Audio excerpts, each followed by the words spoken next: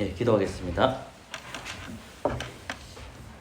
하나님 감사합니다. 하나님을 찬양하고 또 이제 하나님 말씀 요리 공부합니다. 말씀 잘 배워서 하나님이 어떤 분이시고 또 우리가 신앙을 어떻게 지켜나가야 될지를 말씀을 잘 배울 수 있도록 은혜 내려 주옵소서. 예수 그리스도의 이름으로 기도합니다. 아멘. 죄송한 주보 하나만 제가 갖다 줄 수 있습니까? 예.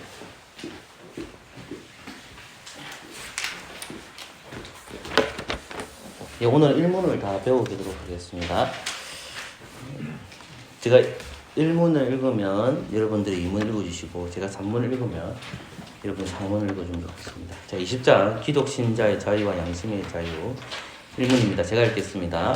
그리스도께서 복음 아래에서 신자들을 위하여 값주고 사신 자유에는 죄책과 하나님께서 심판하시는 진노와 도덕법의 저주로부터의 자유, 악한 현세와 사탄의 속박과 죄의 지배와 환난의 불행과 사망의 쏘는 것과 음부의 승리와 영원한 심판으로부터 구출받는 것, 하나님께 담대히 나아감, 종의 두려움이 아니라 자녀의 사랑과 자발적인 마음으로 하나님을 순종함 등이 있다. 이 모든 것은 율법 아래 있던 신자들에게도 동일하였다. 그런데 새 언약 하에서 신자의 자유는 확장되어 그들은 유대 교회가 복종했던 의식법의 굴레에서 자유로우며 율법 아래 있던 신자들이 통상적으로 참여한 것보다 은혜의 보좌에 더욱더 담대하게 나아가며 하나님의 너그러운 성령과 또 풍성하게 교제하는 데까지 이르렀다. 이왕 읽어주실래요? 하나님께서는 홀로 양심의 주인이시며 믿음과 예배의 문제에서 자기 말씀에 조금이라도 대체되거나 덧붙여진 사람이 만든 교리와 예배로부터 양심이 자유하게 하셨다. 그러므로 그런 교리를 믿거나 그런 개념을 순종하는 것은 양심의 참 자유를 위반한다. 민심과 절대적이며 행동적인 순종을 강요하는 것은 양심의 자유뿐만 아니라 이성을 파괴하고 말 것이다. 삼아 기독자의 자유를 빌미로 삼아 죄를 자행하거나 모종의 정력을 품는 자들은 기독자의 자유의 목적, 즉 우리가 대적의 손에서 해방받았기 때문에 우리는 사는 날 동안 주님 앞에서 두려움 없이 거룩하고 어렵게 그분을 섬기게 하려는 목적을 파괴한다. 하나님께서 제정하신 것과 그리스도께서 갖추고 사신 자유로서 서로를 파괴하지 않고 서로 지지하고 보존하는 것이 하나님의 의뢰이기 때문에 기독자의 자유를 빌미로 삼아 시민적이든 교회적이든 어떤 헌법적인 권세나 그 권세의 행사를 반대하는 자들은 하나님의 교회를 저항하는 것입니다. 그런 의견들을 발표하거나 그런 의미를 지속하는 것은 공성의 빛, 믿음과 예배와 교제에 대하여 기독교와 밝힌 원리 그리고 경건의 능력과도 그칩니다. 또한 그런 그릇된 의견과 행동들은 그 자체로나 이것들을 발표하고 지속하는 방식에서도 그리스도께서 교회 안에 확립하신 외적 확장과 질서를 파괴한다. 그런 자들은 교회의 검진과 국가기관의 권세에 의해 합법적으로 문책받고 기소되어야 한다. 예, 말씀입니다. 갈라디아서 4장 신약성경 갈라디아서 4장입니다.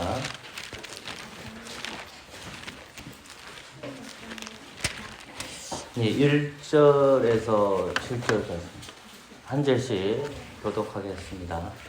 제가 한 절 읽고 여러분이 한 절 읽어주십시오. 제가 먼저 하나님의 말씀 읽겠습니다. 내가 또 말하노니 유업을 이을 자가 모든 것의 주인이나 어렸을 동안에는 종과 다름이 없어서 그 아버지의 정한 때까지 존경과 존귀하리니 이와 같이 우리도 어렸을 때에 이 세상 초등학문 아래 있어서 종노릇 하였더니 내가 전에 하나님이 그 아들을 보내사 여자에게 사랑하여 주시고 율법을 알게 하신 것은 율법 아래에 있는 자들을 속량하시고 우리로 아들의 명분을 얻게 하려 하심이라. 내가 아들이므로 하나님이 그 아들의 영을 우리 마음 가운데 보내사 아바 아버지라 부르게 하셨습니다. 같이 읽겠습니다. 그러므로 내가 이제는 종이 아니요 아들이니 아들이면 하나님으로 말미암아 유업을 이을 자니라. 아멘. 오늘 우리가 배워야 될 본문은 그 문답은 조금 전에 읽었듯이 제20장 기독신자의 자유와 양심의 자유입니다. 첫 번째 이제 1항에서 우리가 배우는 게 이제 뭐냐면 그리스도인의 자유이고요. 이제 2항에서는 그리스도인의 자유에서 조금 더 나아가서 양심의 자유를 설명하고 있고, 그 다음에 3항에서는 그 자유의 이제 목적이 뭐냐 이런 것을 가르치고 있다면, 마지막 4항에서는 그 자유에 있어서 제한이 있다라는 것을 살펴보는 겁니다. 그러니까 우리가 그리스도 안에서 자유함을 누린다고 할 때에 그 자유라는 것이 내 마음대로 살아가는 것이 아니라 삼위일체 하나님 안에서의 자유라는 거거든요. 근데 첫 번째 이제 1항에서 배우는 게 뭐냐면 그리스도인의 자유입니다. 먼저 이걸 살펴보기 전에 제가 칼럼을 일단 여러분들 얘기했는데, 칼럼에서 보면 성경 읽기가 나와 있고 이제 성경 봉독이라는 말을 하거든요. 보통 이제 우리가 그 자유와 그거 조금 그거 나중에 설명할 겁니다. 그래서 우리가 경건을 할 때에 개인적으로 하는 경건이 뭐냐면, 그게 이제 여러분 하시듯이 말씀 읽기, 또는 이것을 다르게 말하면 성경 읽기라고 하죠. 두 번째 이제 말씀과 더불어서 떨어질 수 없는 게 뭐냐면 기도하는 거거든요. 그러니까 개인적으로 할 수 있는 건 뭐냐면 말씀을 읽고 기도하는 거죠. 그죠? 근데 이제 중요한 건 이제 뭐냐면 그렇다면 내가 말씀을 읽기 때문에 말씀을 가르치는 사람이나 또 말씀에 대해서 지도를 배울 필요가 없다라고 할 수도 있잖아요. 그래서 직분자가 필요 없이 나는 말씀 연구할 수 있고 말씀을 읽을 수 있기 때문에 더 이상 필요 없다라고 얘기할 수 있는데, 개인적으로 말씀 읽기도 성경이 강조하지만 더 나아가서 공동체적으로 예배에서도 말씀 읽기를 강조하다는 말입니다. 그러니까 이제 우리가 이제 개혁이라는 거, 리폼이라는 말이 말씀으로 돌아가자는 거거든요. 이 말씀으로 돌아가자 운동이 언제부터 시간의 앞세대를 각으로 올라갔을 때에 16세기로 본다고 합니다. 그 16세기에 이제 종교개혁자들이 앞에 있는 중세 시대에 있을 때 개혁을 부르짖는 게 뭐냐면 말씀을 돌아가자 운동이에요. 그 말씀에 돌아가자 운동하시는 분들이 말씀과 더불어서 얘기했던 게 뭐냐면 교리를 가르친 겁니다. 교리. 그 교리를 조금 넓게 얘기하면 우리가 고백하는 신앙 고백서가 있고, 대교리 문답, 소교리 문답을 우리가 고백하는 것이 웨스턴 신앙 고백서이거든요. 그러니까 이제 우리가 말씀으로 돌아가자, 성경으로 돌아가자는 것과 더불어서 교리 공부를 계속 해야 되거든요. 그러면 개인적으로 성경 읽기만 하면 된다, 이게 맞는 거야 하면 장로교 소속이 안 돼 있어요. 왜냐하면 우리가 이제 성경 봉독도 공동체적으로 해야 되는 것을 말씀하고 있기 때문에. 그러면 왜 성경 봉독이 왜 중요하냐? 성경 봉독이 성경 읽기거든요. 그래서 성경 읽기 할 때에 제가 조금 전에 여러분들에게는 예배 시간이 아니잖아요. 지금 교단에 조금 바뀌어가지고 예배라는 단어를 기도회인 것이 예배로 바뀌었습니다. 그리고 우리가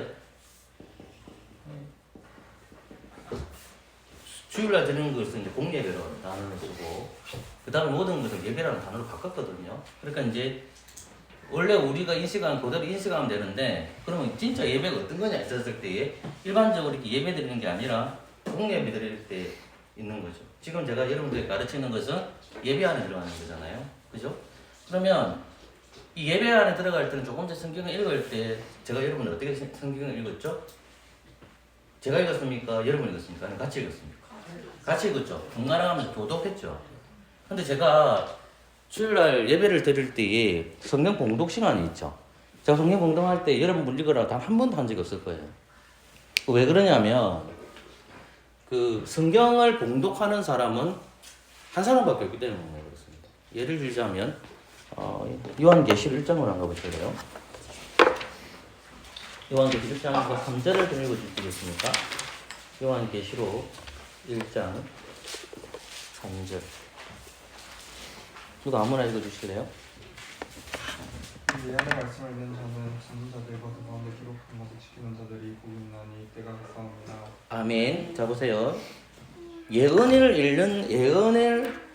말씀을 읽는 자와 돼 있죠. 그죠? 자, 저를 보셔야 됩니다. 예언의 말씀 돼 있잖아요. 그럼 이 예언이라는 것이 첫 번째 미래를 맞추는 거.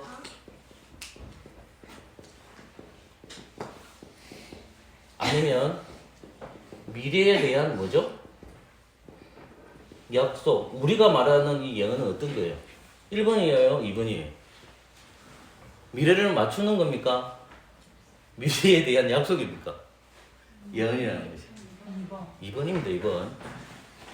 이제 한자어를 제가 정확하게 모르겠어요. 그러니까 우리는 미래에 대한 약속이지 미래를 맞추는 게 아니에요. 그러니까 여러분들 예언할 때를 그러니까 미래에 무슨 점괘가 마치지는 거 이루어진다더라. 요 개념이 아니라 미래에 대한 약속이죠. 그러면 미래에 대한 약속이라는 것은 어디에 기록되어 있는 거죠? 성경이에요. 성경이요. 그러니까 창세기부터 요한계시록이 있는데 창세기부터 요한계시록까지 창세기 3장에서는 약속하신 게 뭐죠?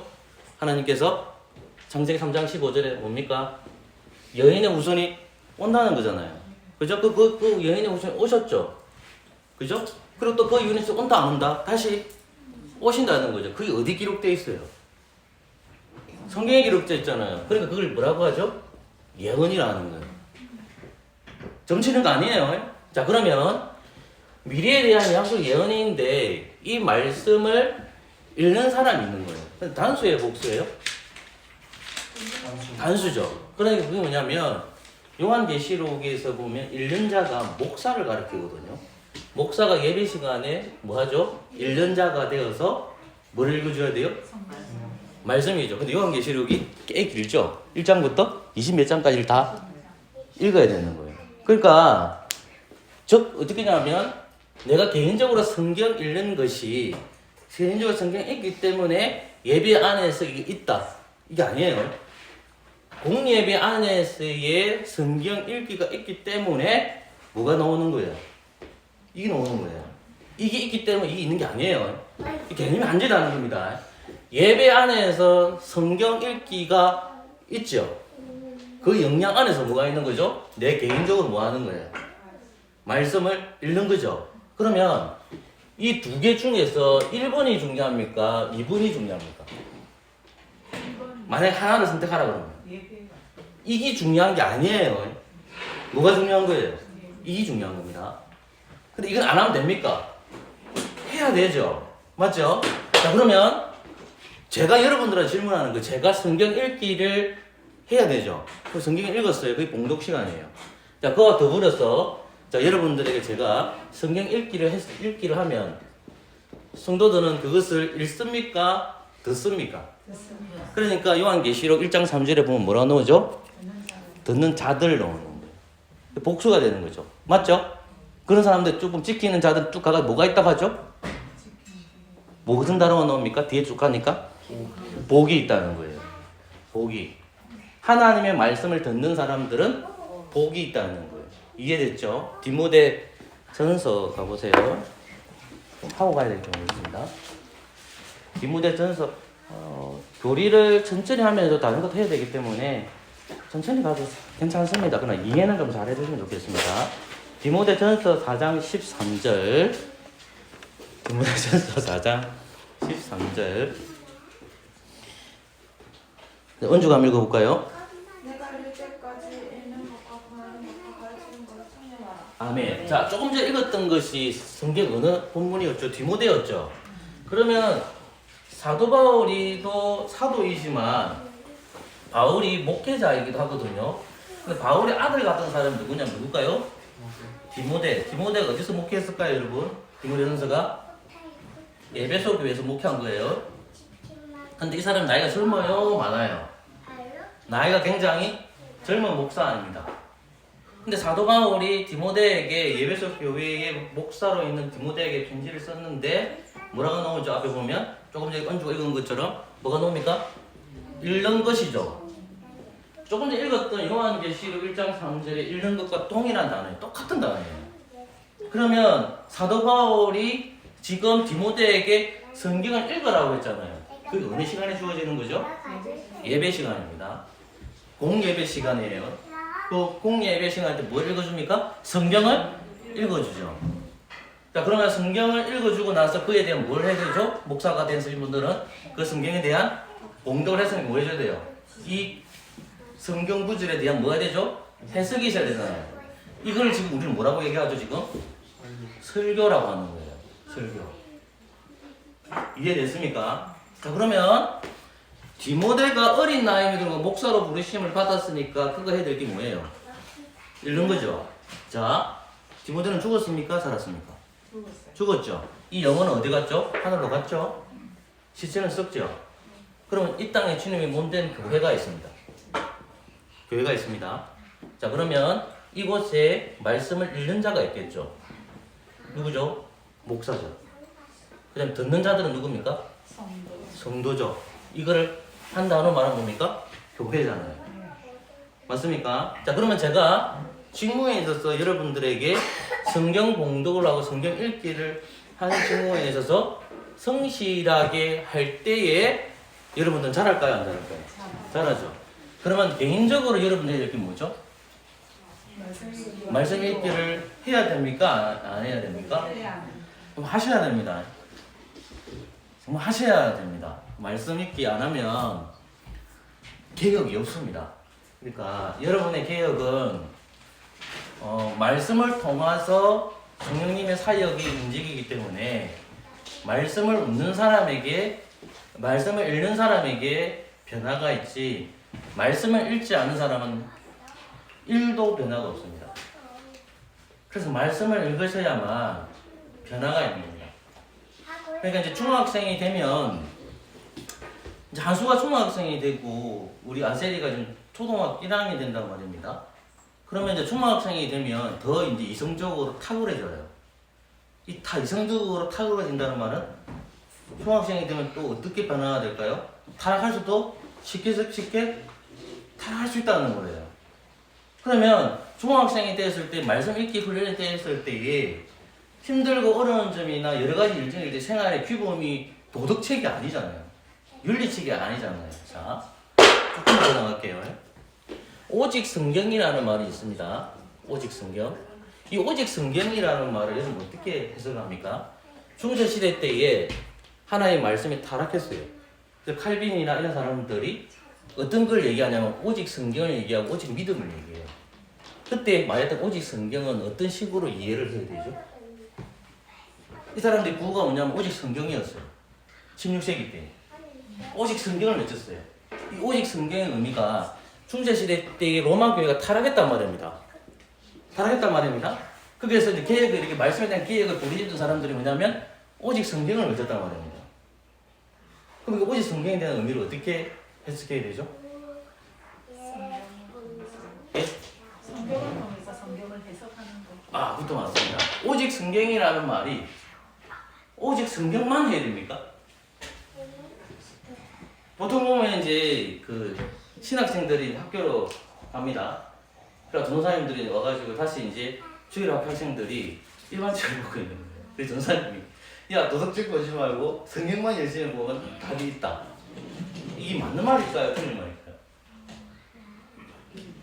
맞긴 맞는데 어떻게 생각하십니까? 또 나이 많으신 분들이 내가 좋아하는 책들을 어린 왕자를 내가 책을 읽고 있단 말이야. 오랜만에 내가 책 보고 있는데 근데 옆에 와가지고 이제 제가 이제 한수한테 그렇게 얘기하고 야 어린 왕자 읽을 시간에 성경이나 읽어라 하면 그게 맞을까요? 틀릴까요? 얘기해 보시죠.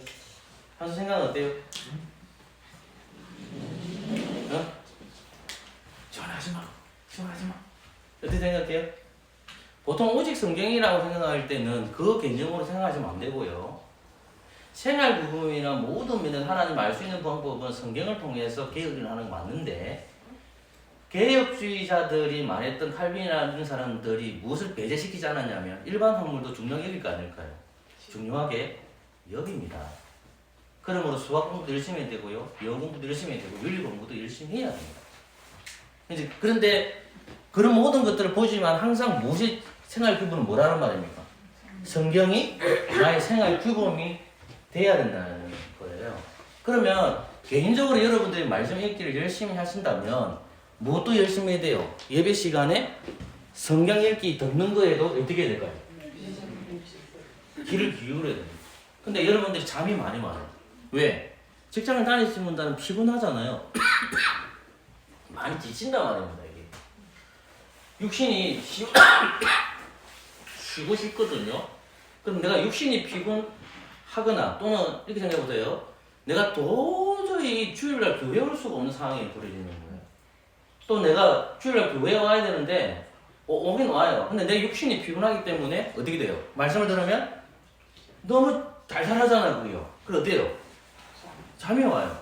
제가 젊었을 때는 그냥 팍 잤는데 요즘은 약간 소리가 나야만 잠이 와요. 그래서 텔레비전을 켜놓고 막 시끄러워지면 확 자고 있어요. 너무 조용하면 잠이 와요. 어제 제가 5시인가 4시 반인가 제가 잤는데 7시에 갔거든요. 너무 조용하면 잠을 못 자요. 뭐 조금 시끄러워야 잠이 와요. 그 유튜브를 이렇게 음악을 켜놓고 한번 연구동을 자고 있어요. 막 조물조물 해가지고 내가 자고 있는 걸 내가 알게 되거든요. 뭐 말하게 됐죠 제가 앞에? 앞에 뭘 말했죠? 내가 전제를 빡 까먹어가지고. 예? 아 그래서 그렇게 제가 드리고 싶은 이제 말씀이 뭐냐면 주일날 왔을 때 말씀에 귀 기울여야 되는데 육신이 피곤하기 때문에 제가 여러분들의 피곤함 다 알아요. 그런 거 다 이해는 해줄 수 있어요. 근데 내가 못 해주는 게 있어요. 점점 죽어갑니다. 그 사람. 제가 제재도 하지 않고 정말로 그 사람 피곤한 거 이해도 돼요. 그럼 어떻게 기도해야 되느냐? 하나님 제가 주일날 너무 잠이 옵니다. 하나님 정말 제게 은혜 주세요. 하나님 제가 주일날 도저히 교회 올 수가 없네요. 하나님 제가 교회 올 수 있게 해주세요. 그렇게 사모하는 사람이 길이 열립니다. 근데 그렇게 기도하지 않고 그냥 계속 반복적으로 살아가죠. 은혜 주실 일이 없어요. 그게 역시 중요한 거예요. 그래서 제가 여러분들하고 교리 공부를 해야 되지만은 왜 이걸 강조하냐면 저도 간혹 실수할 때가 있더라고요. 개인적으로 성경 읽는 건 너무나도 중요해요.